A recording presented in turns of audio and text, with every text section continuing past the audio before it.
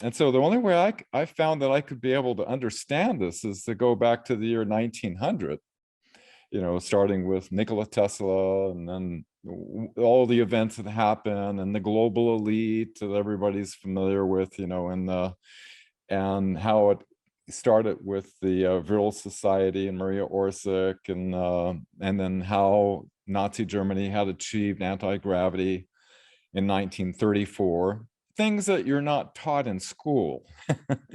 All these things that you don't know in school. And then you find out that 250,000 Germans escaped, and 100 U-boats are unaccounted for, and Operation Highjump, and the flyover in 1952, and all this.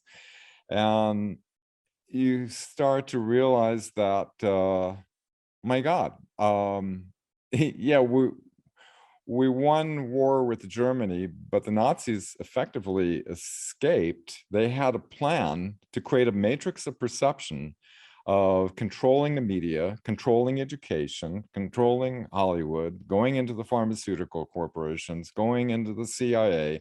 They put their people in top positions, like William Tompkins said. You're listening to Exopolitics Today with Dr. Michael Salla, your source for the uncensored truth regarding the human, extraterrestrial, global, and political agenda. Click the like button and subscribe to this channel. And now, here's Dr. Michael Salla.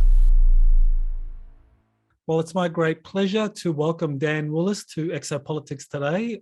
I first saw Dan in 2001 when he was one of the 21 witnesses at the Disclosure Project press conference in Washington, D.C., and really was fascinated with his story and how he got involved in the press conference and what motivated him. So welcome, Dan, to the show. Oh, it's quite an honor to join you, Michael.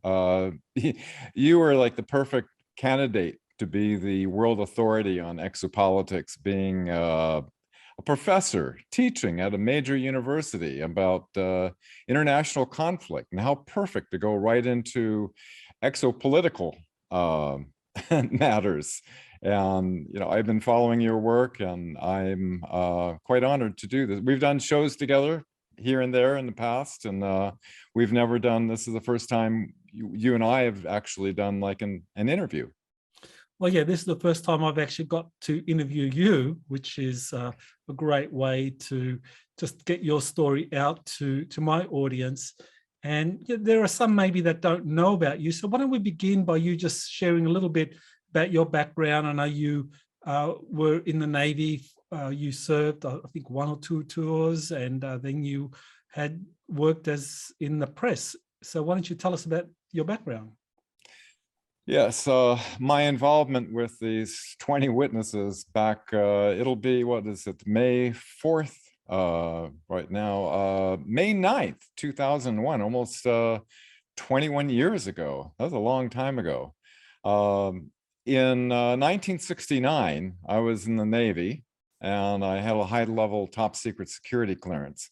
I was in naval communications, and worked at the Naval Communication Station in San Francisco as a major communication hub, where all top secret messages went through. And so I was in charge of a code room. In 1969, didn't have very advanced technologies as they do today, and so sometimes the messages won't come through the crypto, and they have to come over Morse code. And so I was a high-speed certified code operator. And one day I got a report from a ship off the coast of Alaska, where the crew was visually witnessing a disc about 70 feet in diameter that was glowing reddish orange, merged off a port bow of the ship, which was up near Alaska, and shot straight up into space. The radar operator on the ship tracked the blips going over 7,000 miles per hour. This was classified as secret, going to the Chief of Naval Operations in Washington, D.C. It seated my curiosity, because I knew this was an official classified document. I mean, I couldn't imagine what could it be. I looked at the paper, the San Francisco Chronicle, afterward to try to see if I could see some kind of article about it or something. And so, over the years, I've I've been researching the subject. In 2001, 20 witnesses at the National Press Club in Washington, D.C. Each one of us stated our testimonies. And afterward, we stated we were willing to testify under oath before a congressional hearing. That's the penalty of perjury, and some of us breaking national security oaths. The 20 witnesses were backed by over 500 military intelligence witnesses. I mean, how many would you need, really, to get through? Myself being an ex-ABC newsman, I used to be a broadcast engineer for the most powerful FM station on the West Coast, and I would do the news reports, for ABC on the weekends. The place was packed with reporters. There's 22 cameras in the back row. I couldn't imagine. I mean, the testimonies, my testimony was minor compared to what the other witnesses were disclosing. We were talking about Dr. Carl Wolf talking about the bases he clearly saw on the dark side of the moon.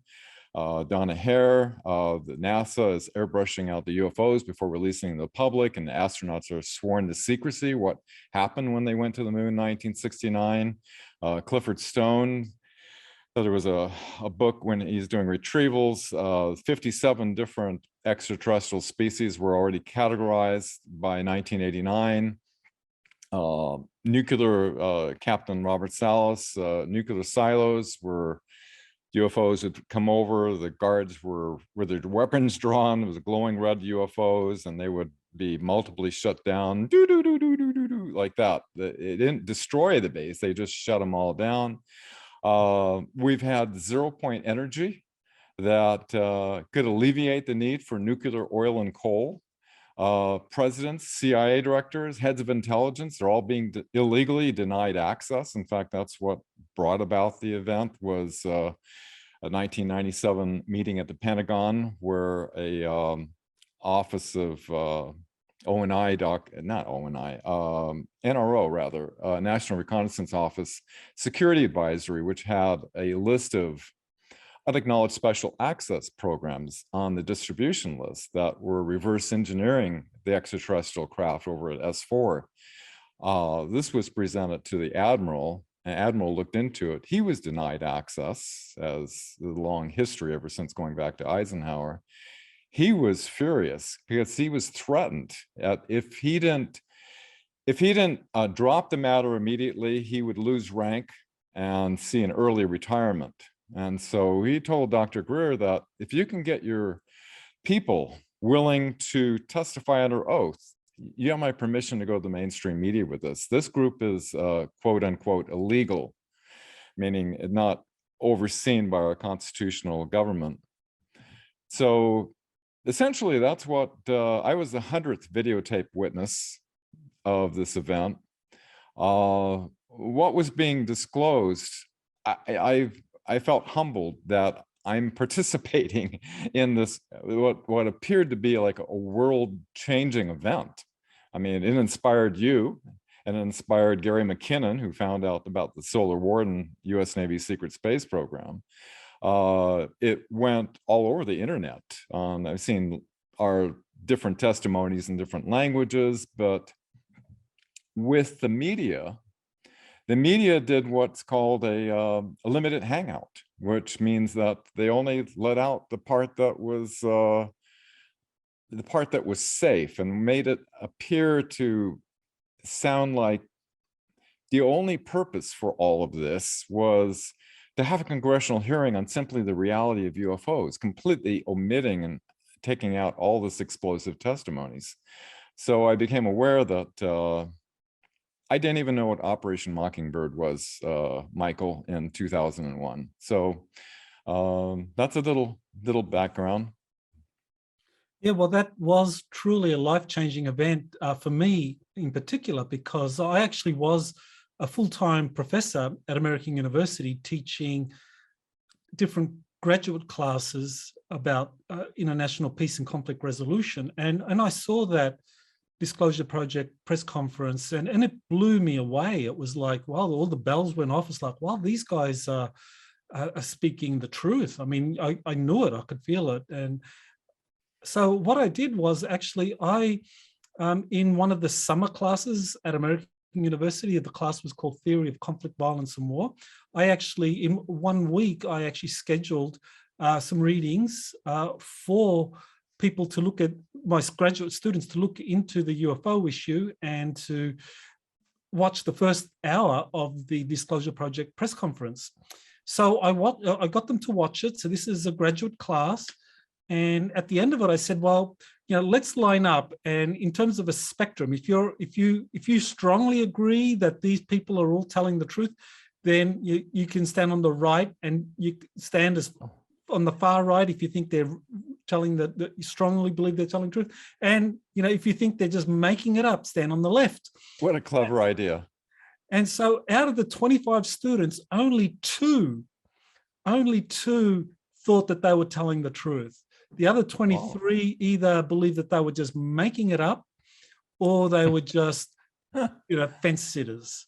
And that just amazed me, because it was so clear to me that you guys were speaking the truth, that this was really happening, that this incredible cover-up of UFOs, extraterrestrial life, advanced technologies, bases on the moon, that this was really happening. And yet here I was teaching at probably one of the most progressive liberal arts universities in the country.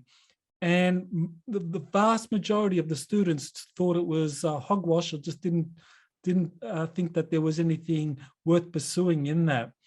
And so it wasn't a surprise to me that only 3 years later, I was kicked out of the university, because the faculty and the students just didn't want to go there. They, their minds were closed.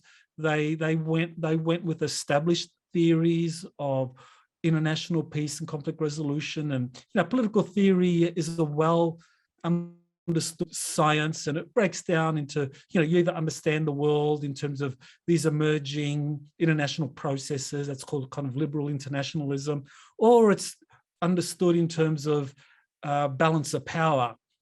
And so people just weren't willing to open their minds to some other process happening here that transcended that. So that was amazing. But nevertheless, you're one of the people that were responsible for waking me up and eventually getting me sacked. I'm so grateful that you have carried on the way you have, and in bringing together. It took me a bit to wrap my mind around. I've been researching this ever since that event, and then when the secret space program people come, the 20 and back, that was a stretch for me. So I was just kind of cautious on, but as the information started building, and especially Gary McKinnon, he didn't make that up. They wanted to put the poor guy away for 70 years in prison because we inspired him, to see the truth. But the university didn't want to go out of the box. I'm curious, what did you show your students? Did you show the actual 2-hour press conference, or did you show what the media showed? No, I just showed the first hour of the press conference. So I just played that for the first hour. So it was a 2-hour class. And then for the second hour, we just discussed it. And then I did that exercise, and we kind of continued the discussion. But I mean, some of the students, they were hostile. They really thought it was inappropriate that I was showing this stuff at the university. Some of them really felt that it was just conspiracy. And so they just didn't want to consider that this could all be happening, which is really strange because these were graduate students. So these were people who often had field work. So we had people from the International for the Red Cross, Amnesty International, Human Rights Watch, Doctors Without Frontiers, people who'd done a lot of NGO work were graduate students wanting to get master's degrees in international peace and conflict resolution. But, they just did not want to open their minds to the possibility that, there could be this enormous cover-up behind the scenes that affects international politics and the global economy and our whole world in numerous ways. So that was really eye-opening for me. But even though it was very painful to be dismissed from the university, lose my position, and and everything that goes with it. At the Misfortune end of bring opportunity, as the Chinese say. it did. Yeah, misfortune did bring opportunity, because it meant that I didn't have to teach classes.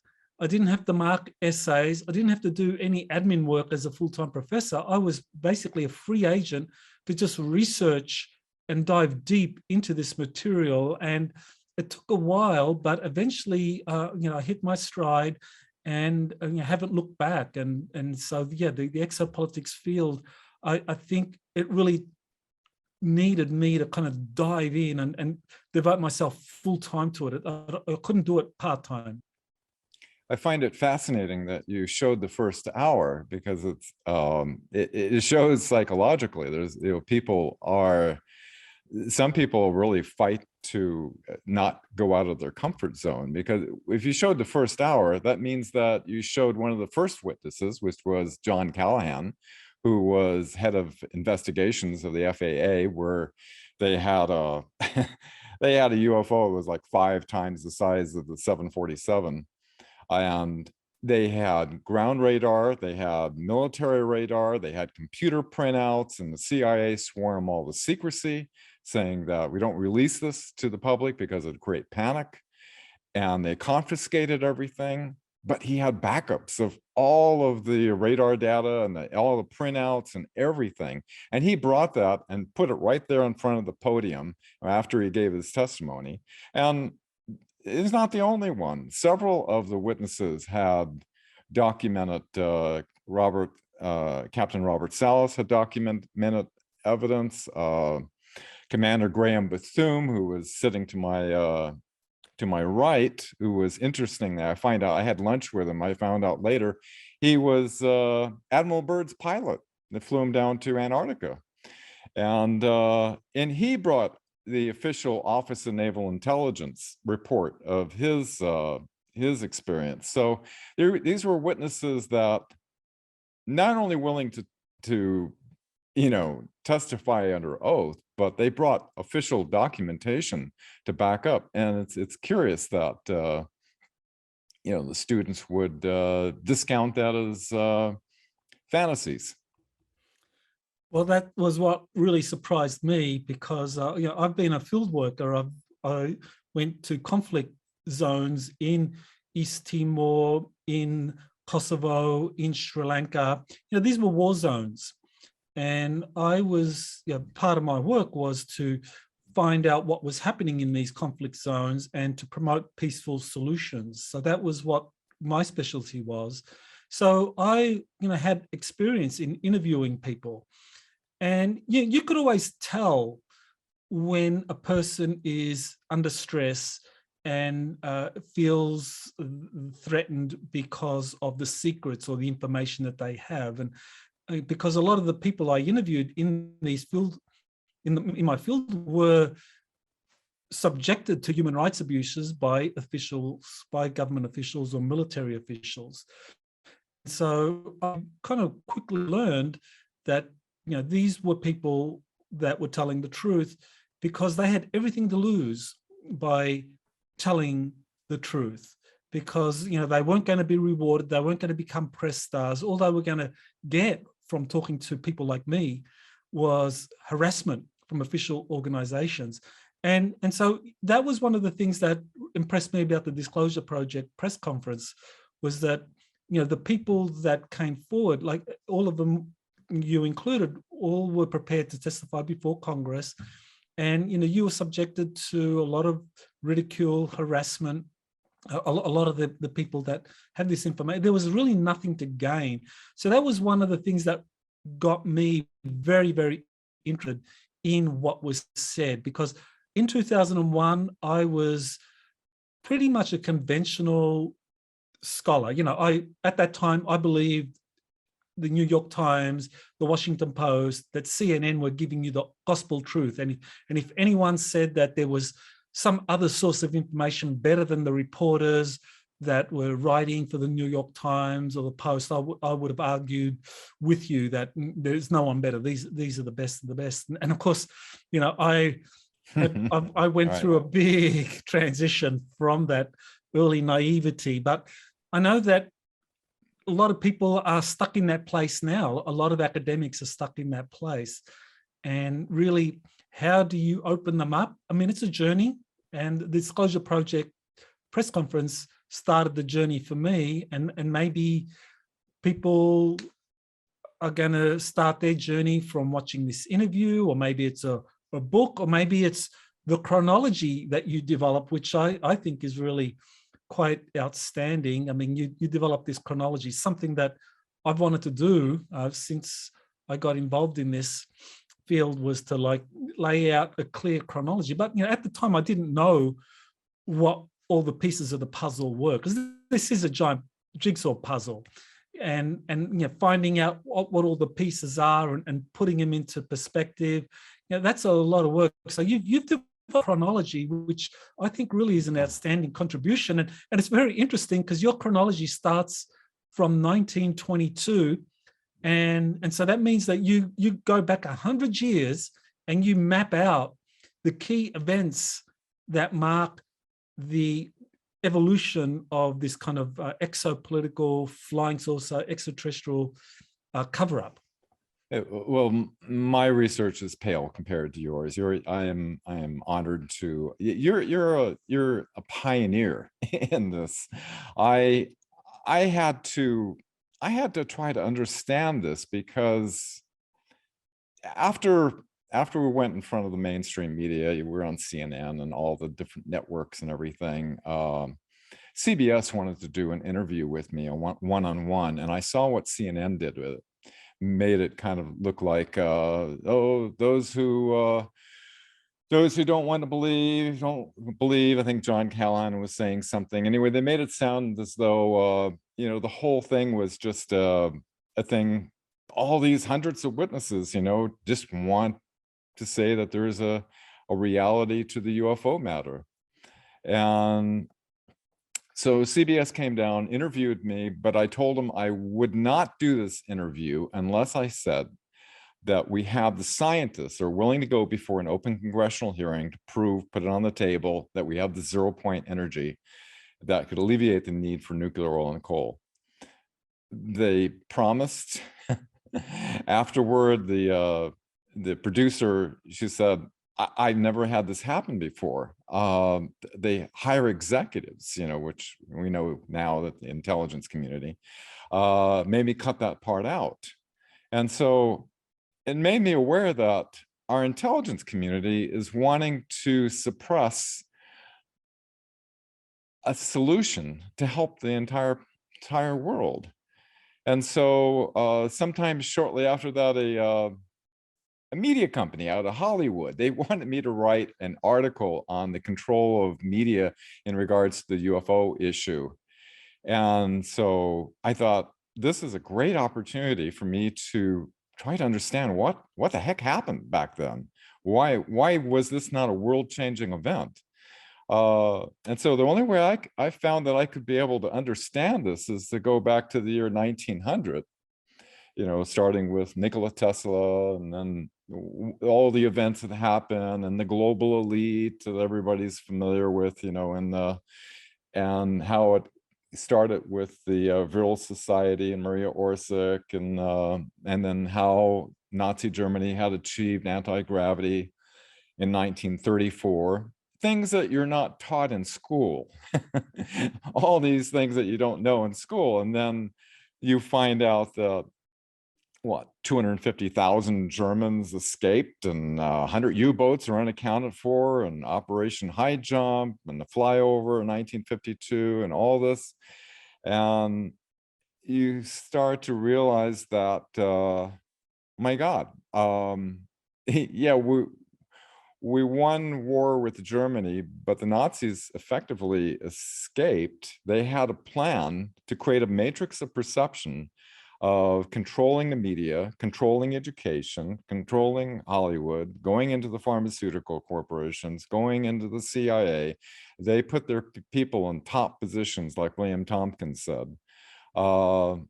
And they created a matrix of perception, starting with 1950, Alan Dulles with Operation Mockingbird, and then in 54, they had started the Bilderberg meetings that are along with the Council of Foreign Relations. They control the Sixth Corporation. They control 90% of what you see and hear. So the people are actually innocent, because when you're a child, you watch television with your parents. I used to watch Walter Cronkite with my father. And there's no reason to question what the news, you're imagining that there's hundreds of journalists that are vetting this information, that how could all these different sources of media all be saying the same thing without somebody yelling and saying, hey, wait a minute, this isn't right. So everybody assumes that, and then you take that into adulthood and you just naturally assume that, oh, New York Times, that's a credible source. Of course, people are now questioning CNN and other sources more and more, but still there's a certain amount of people that, watch MSNBC, read the Washington Post, New York Times, all these different centrally controlled outlets that form their perception to hide this reality. And it's too much of a stretch for their mind to imagine that it's been infiltrated and being used against them. And so this is the dilemma we're at, Michael, is that how do you bridge this without now the CIA came up with in 1967 when people were questioning, the JFK assassination, which I love your book, Kennedy's Last Stand. It goes in beautifully about what happened and Alan Dulles setting up the assassination directive, that people started to question. It didn't, there was a whole lot of glitches in that matrix. And so the CIA put out a secret dispatch to all its agents to label people who were questioning this as conspiracy theorists. And they still use that term today. And they attribute it to, oh, they have financial interests and half-baked theories and so forth. And so you have a population, just like your students, that it goes into their comfort zone to know that, hey, there's another reality other than what that news person who's reading the teleprompter, who's getting information that's put together by psychological think tanks that engineer our perceptions and to gain our consent, that moves forward on an agenda that the public has no idea about. Well, I think this matrix of perception has been very well crafted by the controllers, and so polished. Yeah, and they're very good at it, because I think because there's two levels of control here. One is the control over the whole UFO extraterrestrial issue, and we can kind of we can date that back to say 1920, early 1920s in Germany, when Maria Orsic first began to channel and put out information from this human-looking group from Aldebaran, and also we can then say that, okay, there's another level of control which comes from the secret societies, Freemasons and so forth, that goes back much further. I mean, you actually have people like Teddy Roosevelt and Woodrow Wilson in the early 1900s. This was well before Maria Orsic and the flying saucer issues, and they were talking then about a secret government. So we need to understand that secret government has been around for a long time. It has its tentacles all over the world, and that they collaborate because it's an international organization. And I think at the heart of that organization, or this international network, it's an occult network, and the Freemasons are a key part of that. And so they have this history of coming in, controlling discoveries that can impact human consciousness. You know, for example, the Freemasons, through their control of the Smithsonian Institution.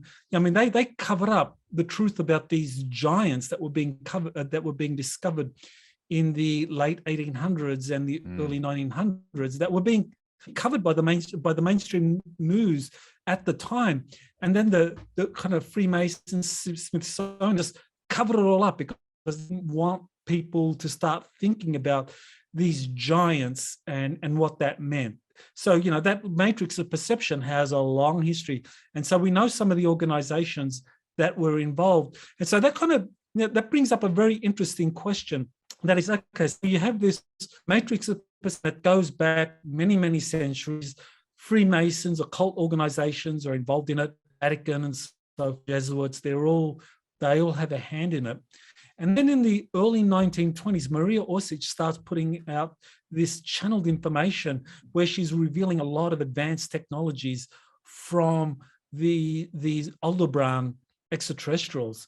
And later on, I mean, now, recently, we learned that actually Maria Orsic was an extraterrestrial infiltrator from the Nordics, from the Galactic Federation of Worlds, that she infiltrated human society to start to reveal the truth. So that what she was doing was to start to reveal some of these advanced technologies, to start to reveal the truth about extraterrestrial life, the sort of things that the secret government had been covering up for a long, long time. And so she started that process. And of course, you know, that's that Maria Orsic herself. I mean, historians know nothing about it because she has been kind of like whitewashed from history. What do you want to say about Maria Orsic and the idea that she came in as an asset of the Galactic Federation of Worlds or positive ETs to help awaken humanity to the truth of our extraterrestrial heritage? I'm with you on that, Michael. There's a lot of indications that indicate that. In the early 1980s, I was working with IBM's top scientist, Dr. Marcel Vogel, which at the time, the Billy Myers case, the one-armed farmer in Switzerland who was getting in contact with some Jazi, who he was shown a picture of Maria Orsic, and he says, "That's Maria Orsic. I mean, I'm sorry, that's some Jazi. This is some Jazi."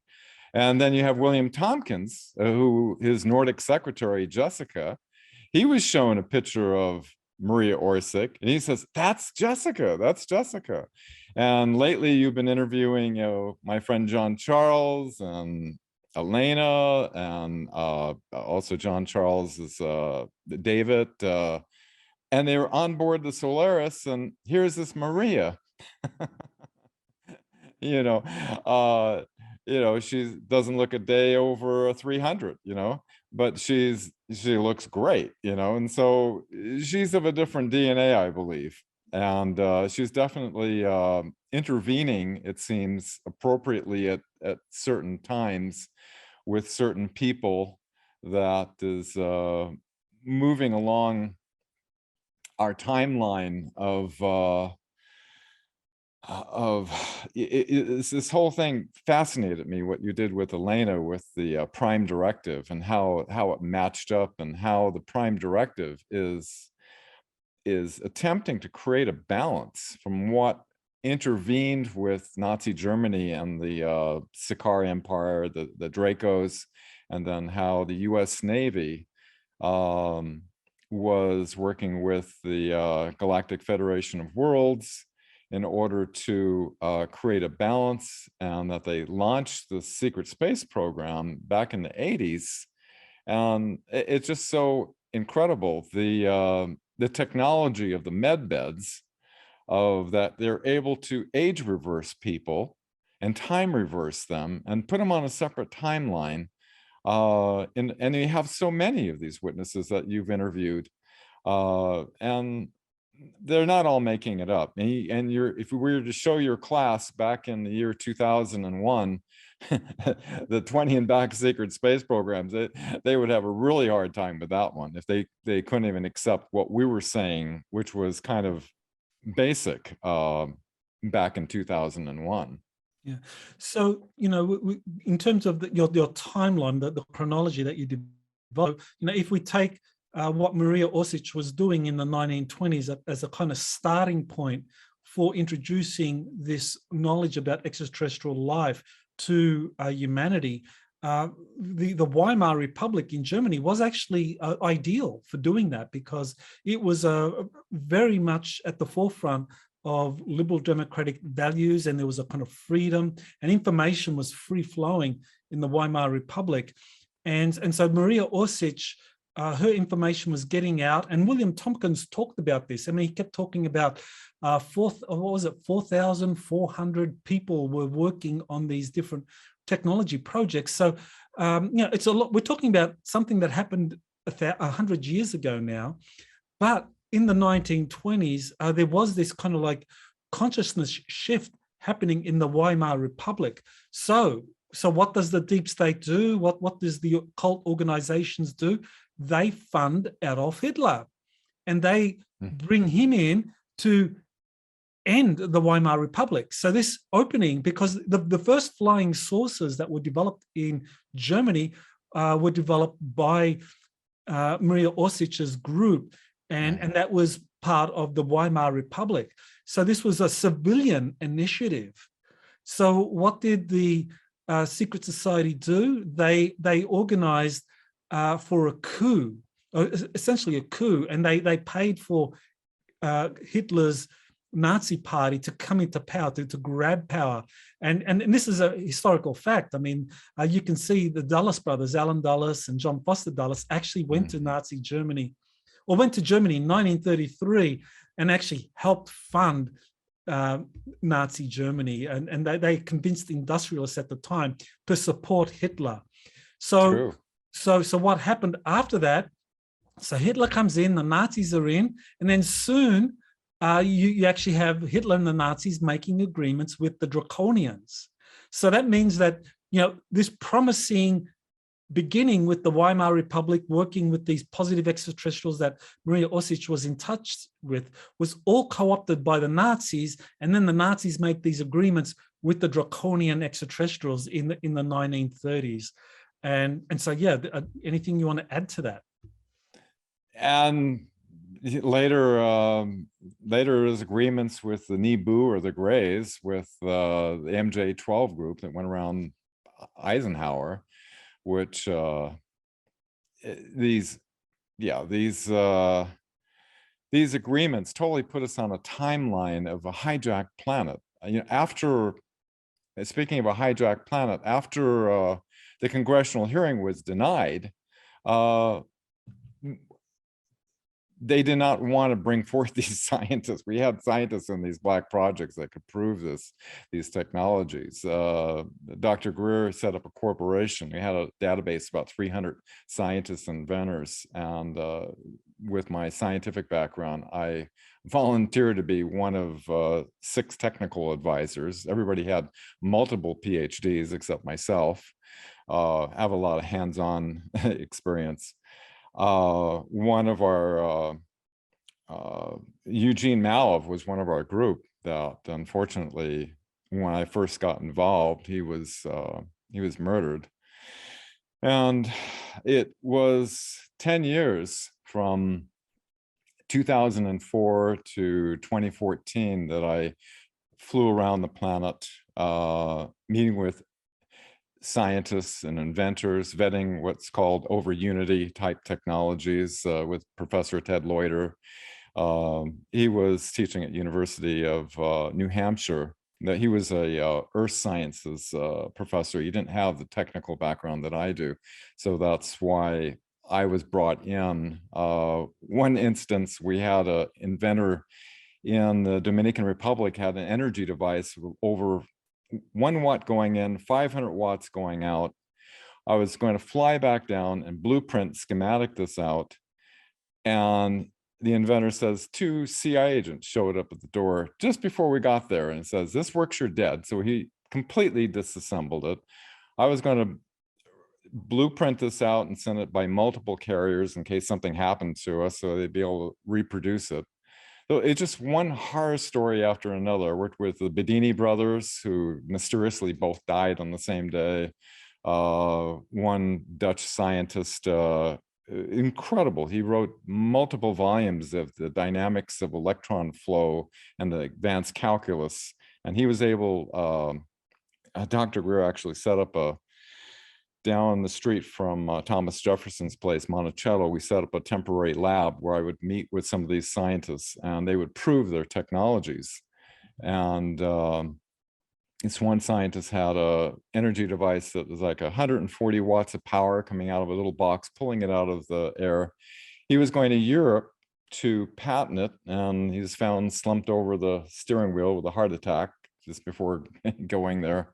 I mean, it's just one horror move. Most of them received national security orders, which you're familiar with, and there's what, over 6,000 probably by now, that these orders says your invention has been deemed to be a detriment to the national security of the United States, therefore you cannot share it with anyone. It's a system within the patent office. Anybody that has anti-gravity, free energy, anything along that line, they automatically get issued one of these. So this is why we keep driving gasoline, using coal, using these nuclear dangerous power plants.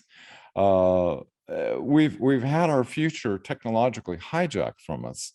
We could be in a whole different world today with the holographic medbed technology, which I heard Alex Collier talking about how it works according to the Andromedans, where they take the Andromedas actually call it a camera, they take a holographic image of you, and it goes all the way back to your conception. And what they do is that they can tune through time the hologram and put together when your body was most optimal, all the different parts of your body, and make this new composite, overlay it on you, and age reverses you like they do in the 20 and Back program, or when your arm or leg is missing in combat, it could be regenerated in a matter of hours.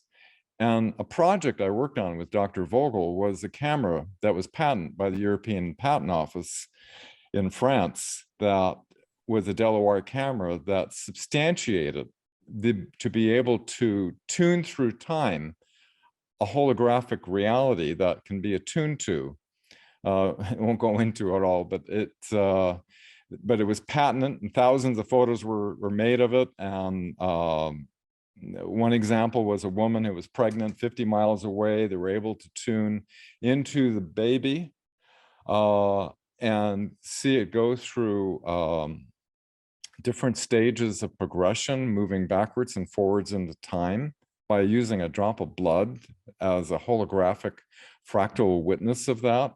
And this camera would, using sound and light, project in 3D this image, of which we were only able to capture a slice of it on a photographic film. And my job was to, this was 1950s technology. I was supposed to bring this into 1980s electronics, where we could see this imaging in real time.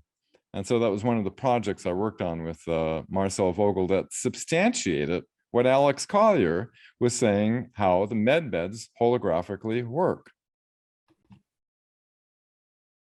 Well, you mentioned Alex Collier, and he's very interesting because he talked about this kind of temporal war. He said that the Andromedans detected that 357 years or so in our future, there would be this galactic tyranny, and they traced it back to the Earth, back to the Moon, and to Mars. And so that meant that the Earth, Moon, and Mars were part of this kind of temporal war that the galactics were investigating, that the positive extraterrestrials, the Andromeda Council, all identified that this temporal war started on Earth, and it went back to this period in in our history with Nazi Germany, their flying saucer program, and the different extraterrestrial groups helping one side or another. You have the positive extraterrestrials helping the Allies during the Second World War. You have the reptilians, the Draco reptilians helping the Axis powers during the Second World War. And then of course, in the midst of all of this, you have the Navy trying to make sense of what the Germans were doing. And James Forrestal set up an espionage program out of Naval Air Station San Diego. And I know you have a personal connection to that air station. So yeah, well, why don't you kind of tell us about James Forrestal, the Navy espionage program out of San Diego during the Second World War, and how that was all part of this kind of unfolding temporal war. Yeah, in that book I sent you, my father worked back in the same department, the Assembly and Repair Department of Naval Air Station San Diego. Unfortunately, I couldn't see William Tompkins in that listing, but I found it fascinating that a single US Navy spy happened to discover the anti-gravity craft in Germany. And he jumped the chain of command and went straight to James Forrestal, Secretary of the Navy, who immediately started this US Navy spy program into the Nazi secret space program. And they had, 29, I believe, US Navy spies that were embedded. And they were meeting in this tower building at the Naval Air Station San Diego with Admiral Riccoboda, and William Tompkins was the information disseminator, according to the documentation, which you did a lot of great research on. And they were trying to catch up. They had advanced technology that we were way behind on. And so they were disseminating that to McDonnell Douglas, and I think universities and things that, and some of it was even hieroglyphics, to try to make out what was going on so that we could get a technological edge on what the Nazi SS was doing down in Antarctica. And that program evolved, and that's how William Tompkins, it's so curious, his background with his incredible photographic memory, making all these little ships and everything. And he was revealing some secret things that were on the ships, and Office of Naval Intelligence says, we got to get this guy in here. So they brought him into the Navy.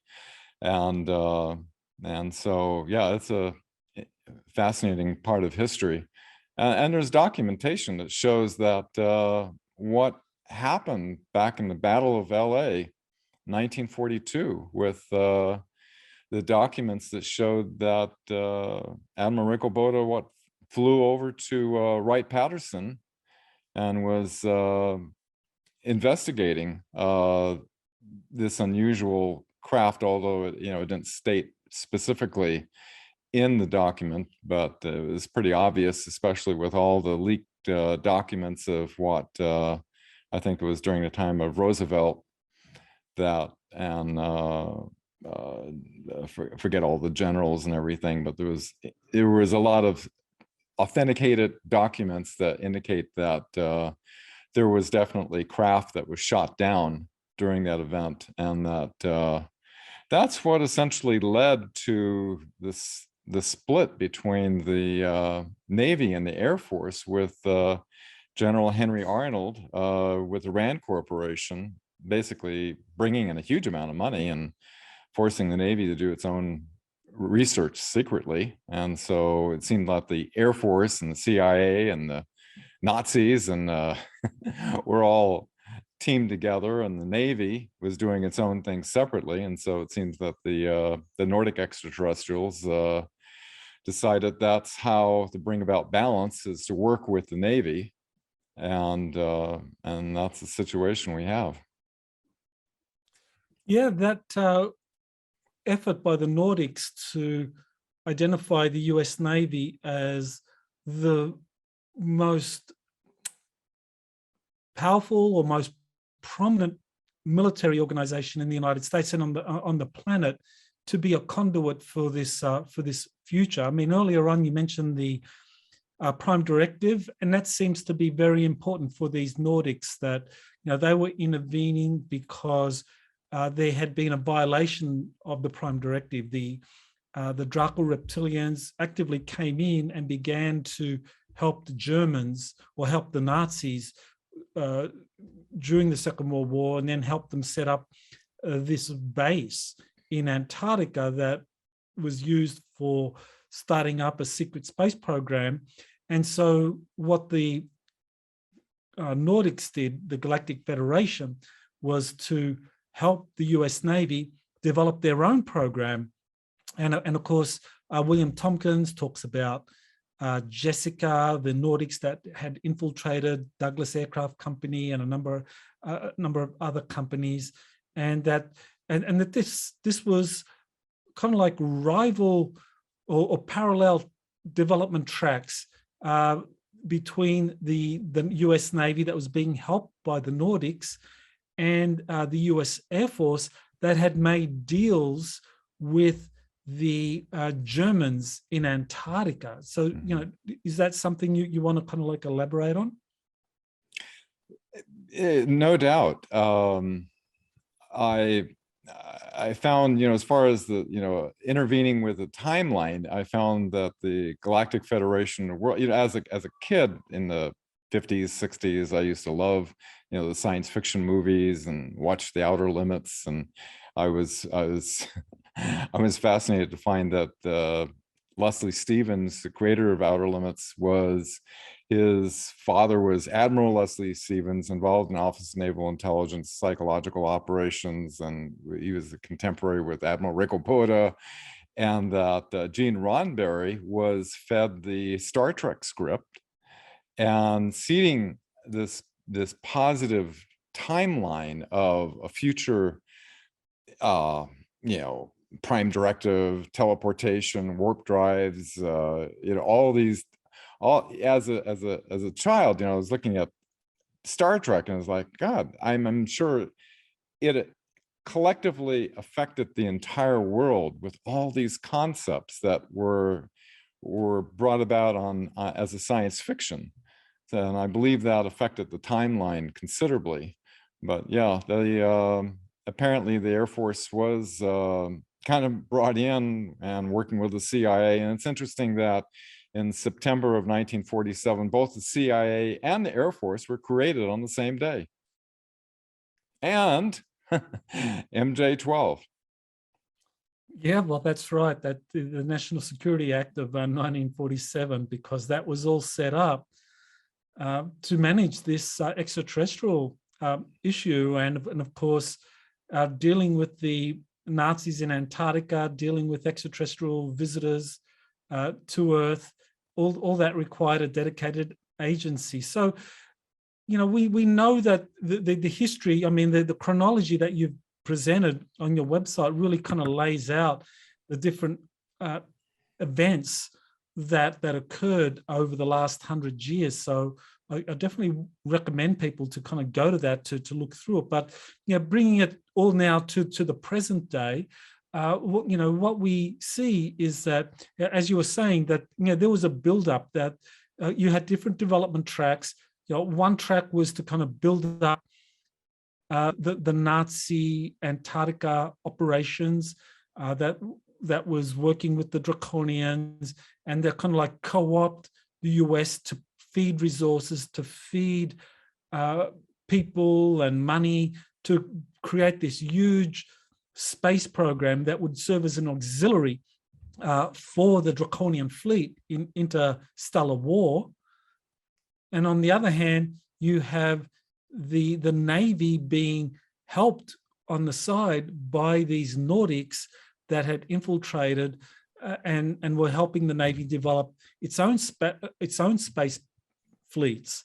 And so you actually have like parallel development on Earth, which is all part of this temporal war.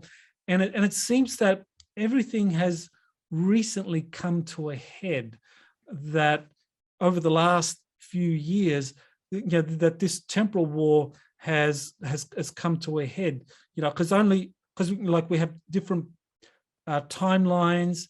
One is this kind of Antarctic Nazi draconian timeline where the Earth is kind of like the fulcrum or one of the aspects of this galactic tyranny which is unfolding, and that seems to be what we're seeing playing out right now, the tyranny all over the globe.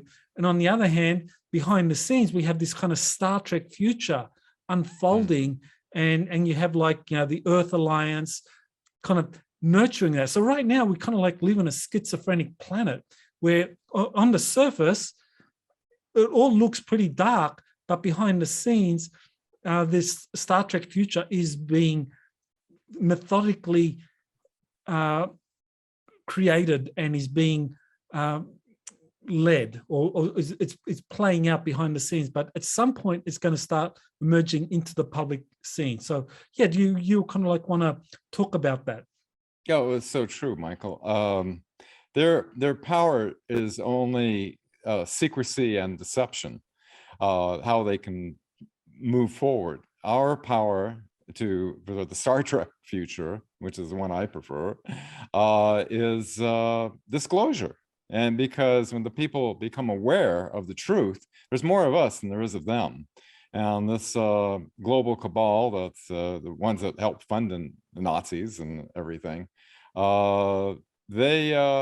their New World Order agenda, they just want to reduce the population and see the rest of it enslaved, and they keep all this advanced technologies for themselves, and that's their future they want to see.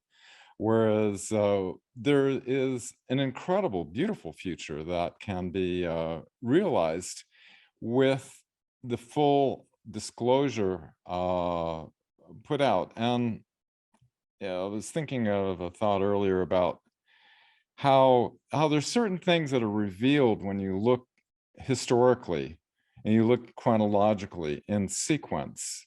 Like, for example, after, let's say around February 1955, Holloman Air Force Base, I believe there's somewhat of a surrender with President Eisenhower. And then shortly after that, he in 2017, I found it amazing that the JFK files got partially released, which there was a 25-year secrecy order by George H.W. Bush, Bush Sr. And in those documents, it showed that Hitler was alive and well in Argentina. And in 1960, when Hitler was still alive, President Eisenhower flies down to Bariloche, Argentina, which was a known hideout of Hitler. And so there's this sequence of events that happen.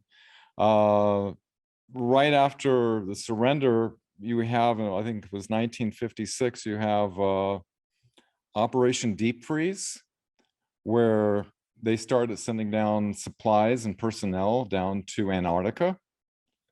Do you want to expand on that? What your insights are on Operation Deep Freeze? Yeah, I think Antarctica was really a way for this German Dark Fleet Draconian alliance to establish itself secretly away from the prying eyes of the rest of the planet, because Antarctica is very inaccessible and it's hard to know what's going on there.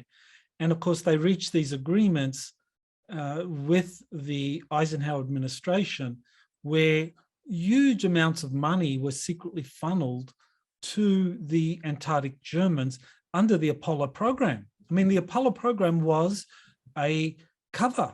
I mean, of course, people think that the Apollo program was all about getting Americans to the moon. Well, that's the truth is the Apollo program was a cover to get Germans to Mars and Alpha Centauri.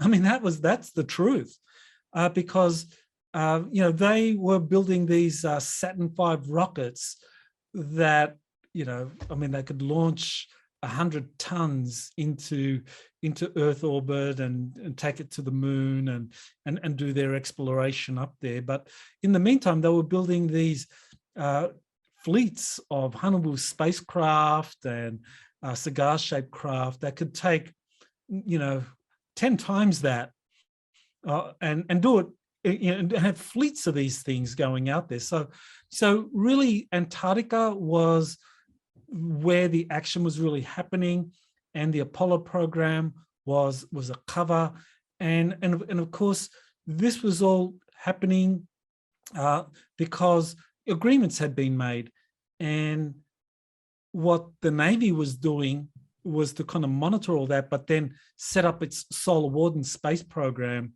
And it was only in the late 70s that the Navy kind of deployed its first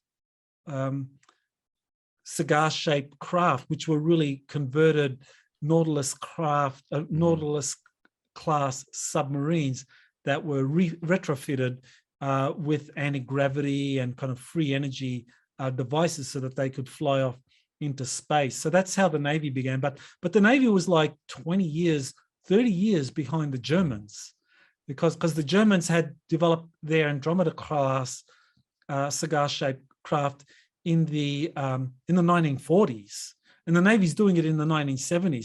So that's a 30-year time lapse. So that tells us, the difference between, what was going on in Antarctica, because the Draconians were helping the Germans fast track the development of these technologies, whereas the Nordics were helping the Navy do it.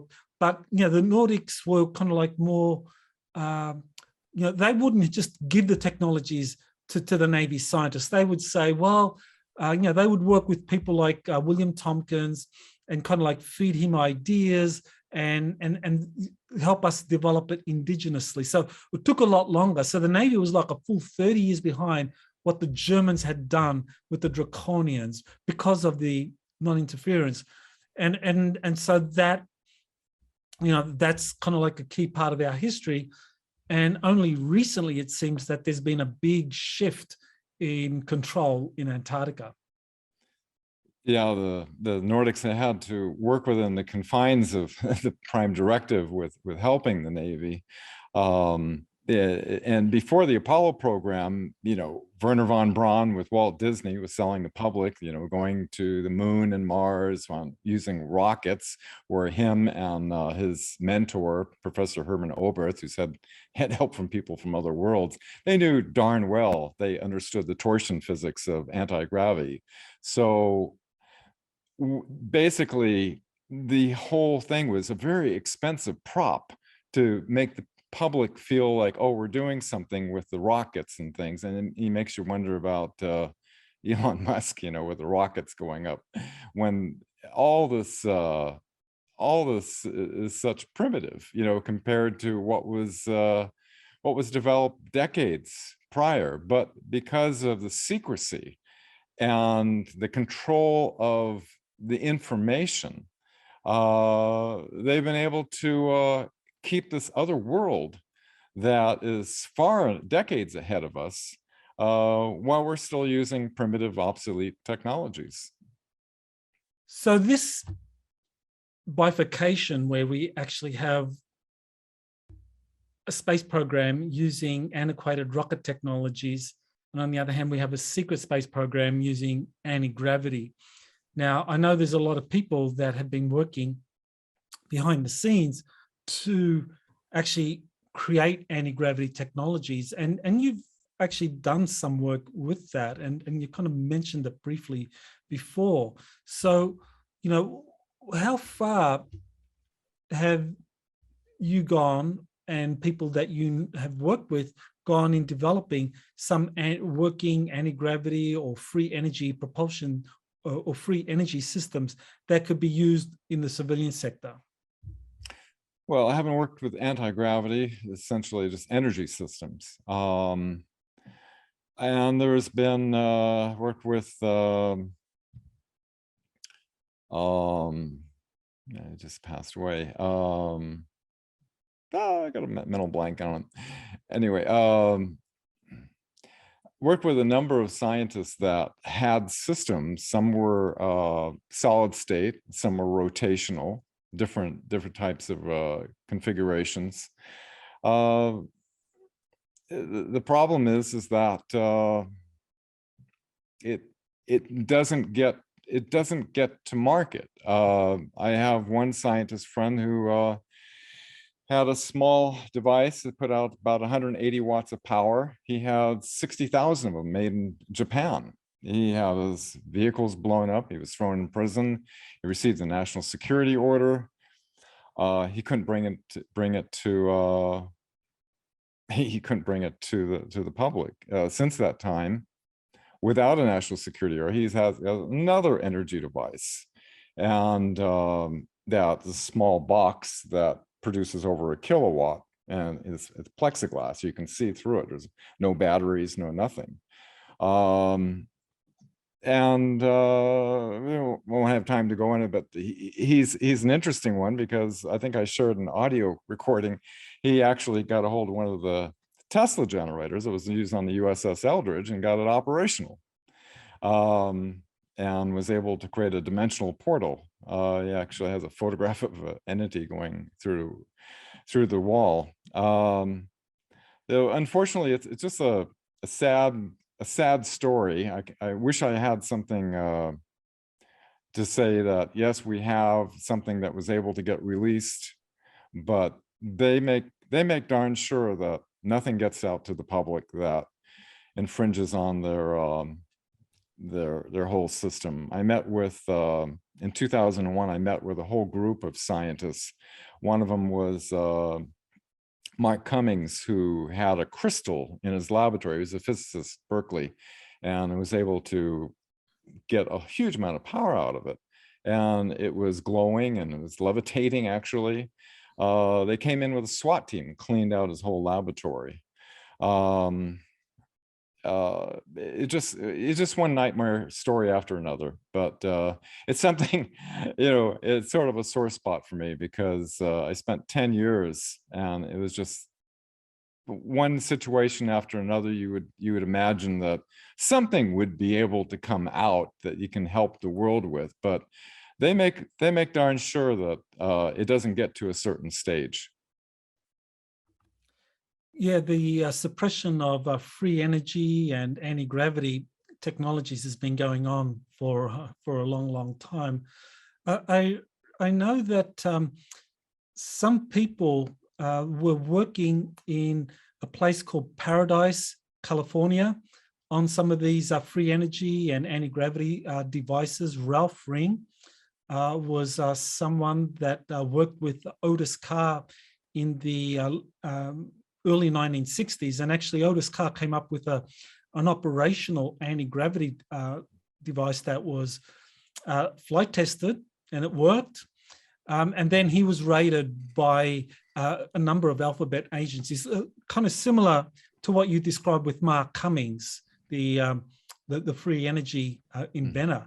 And that's been a recurring theme with a lot of these people that come up with, whether it's anti-gravity, whether it's free energy, or maybe some alternative healing. They kind of like get raided by federal authorities and they get shut down. But one of the things that I found very interesting was that, and this is something Elena Danaan got information about, which was that in the town of Paradise, that there were a number of extraterrestrials that were actually helping develop some of these advanced technologies, free energy, anti-gravity, and so forth.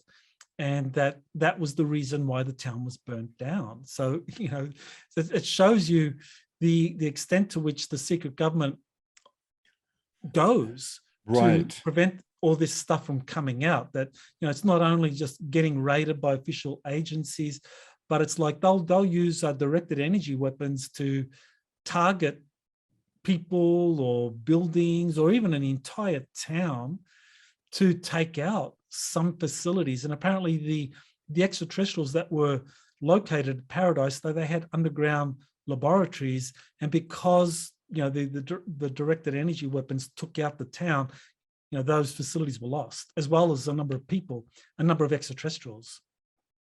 Oh, it's a crime against all of humanity. Yeah, it's heartbreaking. Yeah, the whole energy thing. I couldn't imagine that, but they will use any resource whatsoever that they have in order to block anything. Even when I worked with Dr. Vogel in the 80s, he said, if anything we come up with in the laboratory is going to be a paradigm changing, the government will come in and clean out our lab. And I thought he was being totally conspiratorial until I learned decades later that he was absolutely correct.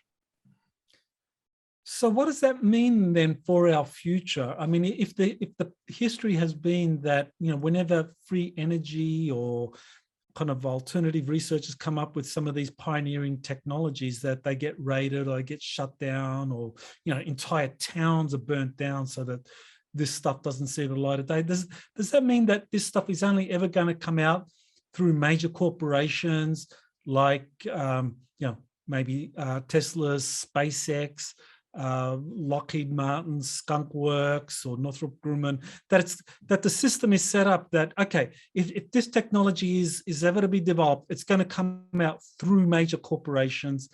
And the best that we can hope for is that, say, a pioneer such as Elon Musk might develop some of this stuff and release it, but in a way, it's still going to be under the control of a major corporation with the secrecy system well and truly kind of living on, because when you have these major corporations in control of stuff that's proprietary, very little of it comes out. But I don't know, maybe Elon Musk is different. I mean, he talks about open source. Maybe Musk is someone very different. And Elena Danaan is very interesting, because the information she got was that Elon Musk is actually working closely with the Alpha Centauri. So is that maybe a way for this technology to kind of like be distributed through the civilian sector by someone like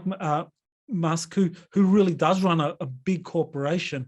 But then at the end of the day, he talks about making it all open source.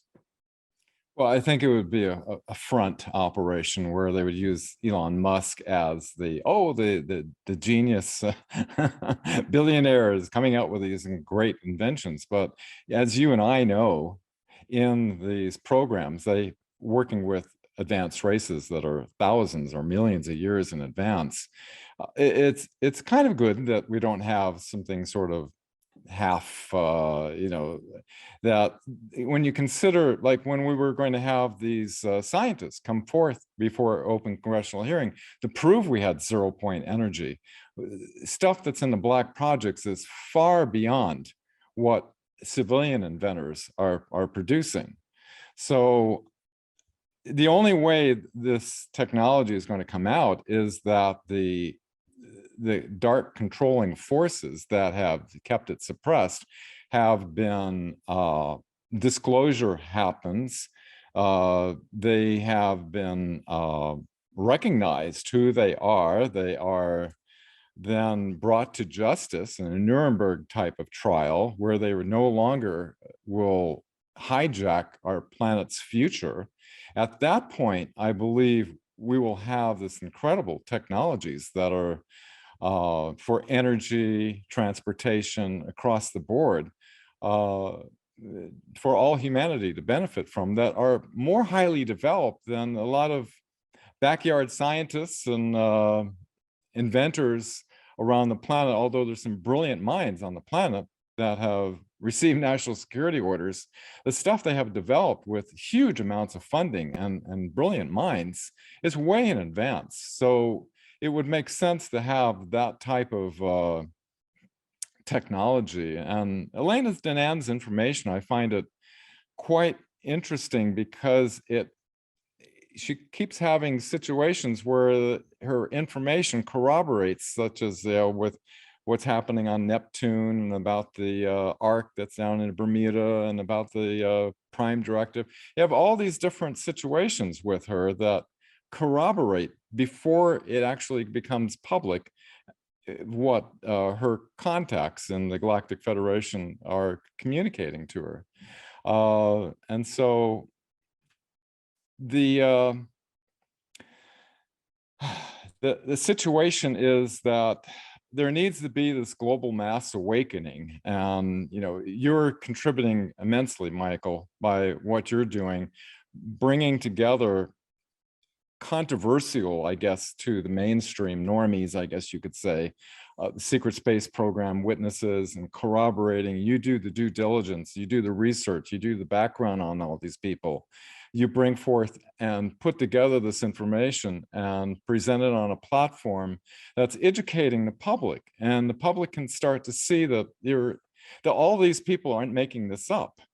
And so that's the only way I can see it being transformed, is through this global mass awakening, where we can have the people who have been perpetrating this on humanity brought to justice, and so we can release these advanced technologies that have been withheld for decades. Well, you know, this mass awakening, I mean, this is something that I draw a lot of comfort from, because I know if we go back 5 years, in terms of people who thought like we do, that there's a secret government manipulating elected representatives and Congress and the population, that we wouldn't have had that many people in the mainstream believing that. But then, of course, Trump comes along.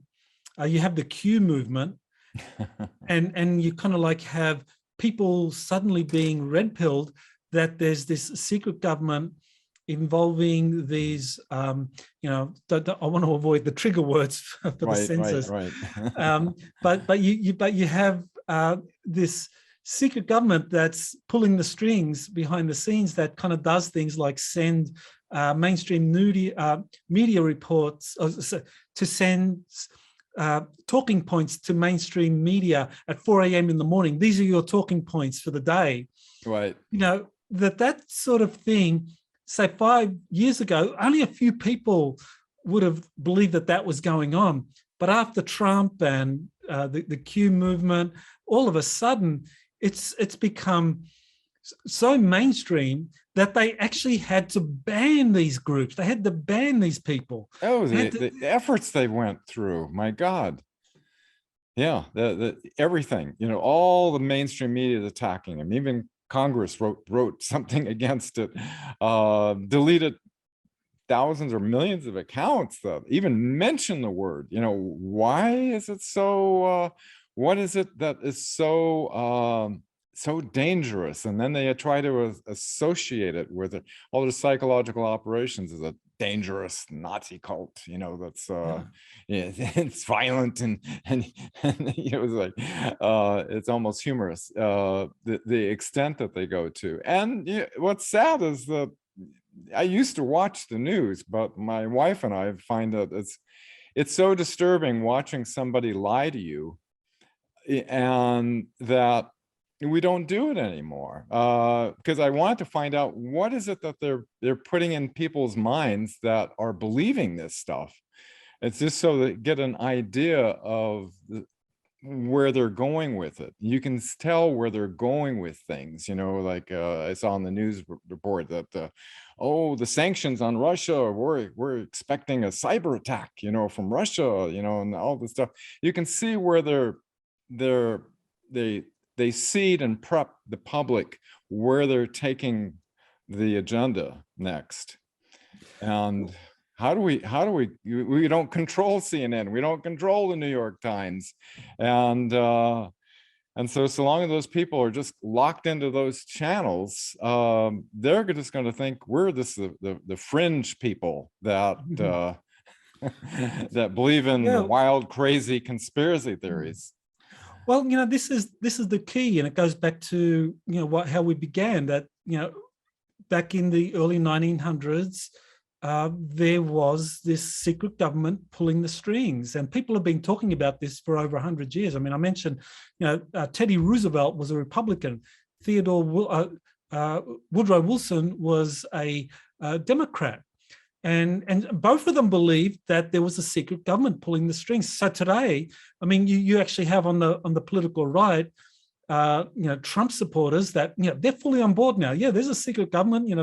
They made sure Trump didn't win. The election steal sort of thing. They made sure that he didn't get back in. But now on the political left, people there are starting to wake up. That they're starting to see secret. They're starting to see things that don't add up. And I saw, for example, Noam Chomsky. Of all people, Noam Chomsky come out and said that of all major world statesmen, the only one not pouring fuel or extending the Ukraine conflict is Donald Trump. And this is after, only a couple of years earlier, he called Donald Trump a Hitler, a modern day Hitler. Now he's saying Trump is the only statesman that is trying to bring about a diplomatic solution to the Ukraine conflict. So a lot of people on the political left are now seeing that we are being railroaded into a possible nuclear war with Russia. And this is waking up a lot of people on the political left. And so, a year ago, a lot of people on the political left, they were outright banning people that were saying, well, there's a secret government out there that manipulates conflicts and is playing people, divide and conquer. But now they're starting to see it. And what's waking them up is this drive to get the US to basically go to war with Russia. I mean, Congress has passed or is on the verge of passing a bill for $33 billion in aid to Ukraine, military aid. I mean, that really is a declaration of war. And the Russians are saying, if you do this, you are approaching our red line. And they're saying, we'll use nuclear weapons. So this is waking up the political left. And I think that once the political left is woken up, that there's a secret government that does, in fact, manipulate both sides to create these conflicts. Once the left is woken up, then you're going to have this, it's going to become a global awakening. Oh, like you said, when you're red-pilled and you're awake and you look at the news, it's very transparent about where they're going, what they're attempting to do. This little lady right here, Sarah McClendon, she was a famed White House correspondent during the Clinton administration, asking what's he going to do about disclosure, and Clinton said, Sarah, there's a secret government in the government and I don't control it. So yes, there's been a secret government controlling. They have lots of names: deep state, the cabal. Can't say all the names because of the situation we have with secrecy and deception. That's their main tools, and disclosure, we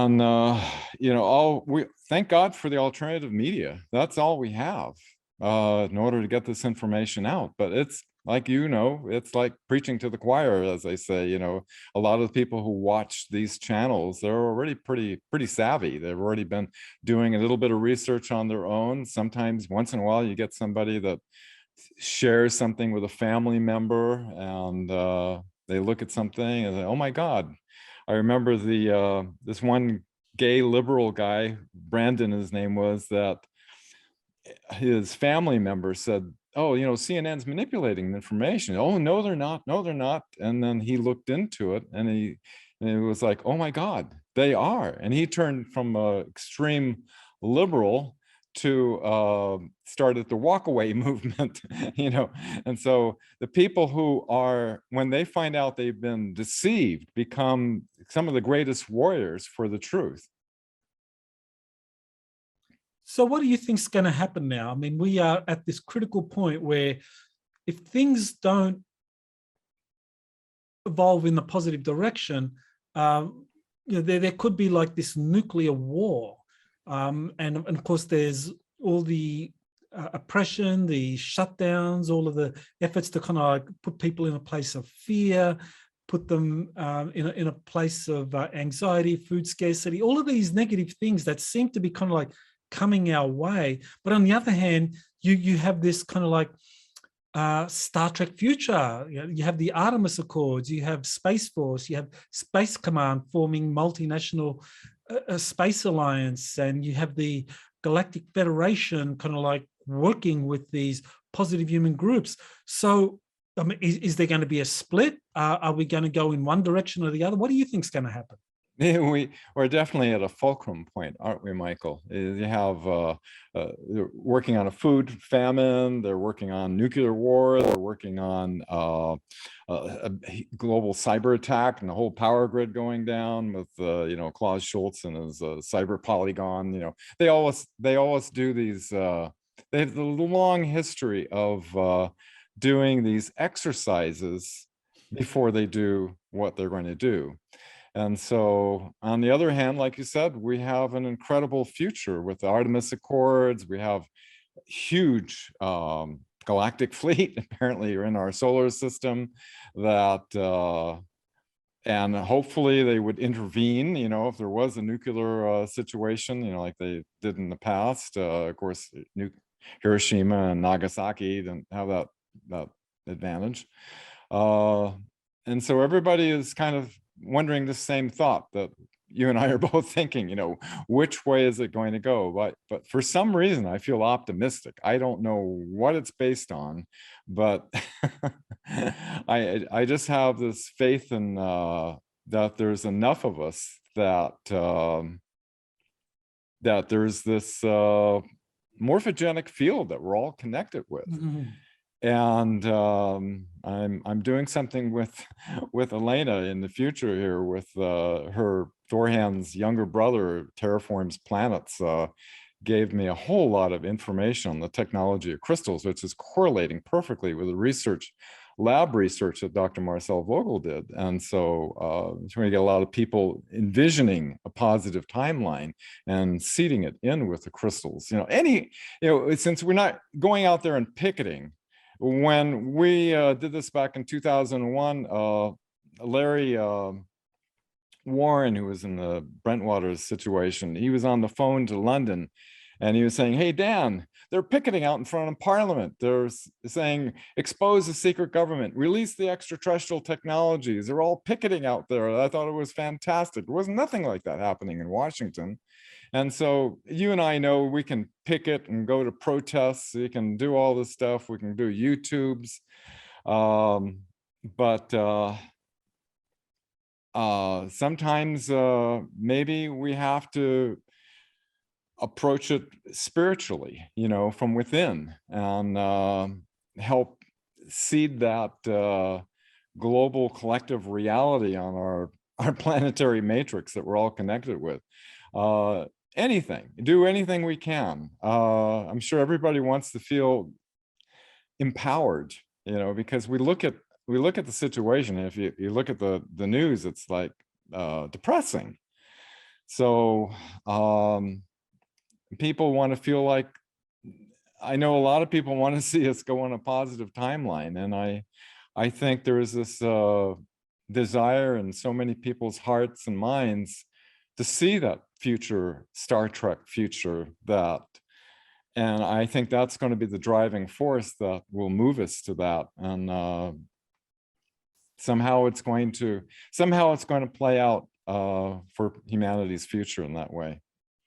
Yeah, I feel that same confidence as you do, that things are going to turn out okay, that even though it looks very scary, that things will turn out, that we are going to have this Star Trek future, and that within a few years, all this stuff is going to appear like a bad nightmare that we had. But right now we're in the midst of it, and it is important to just kind of stay positive.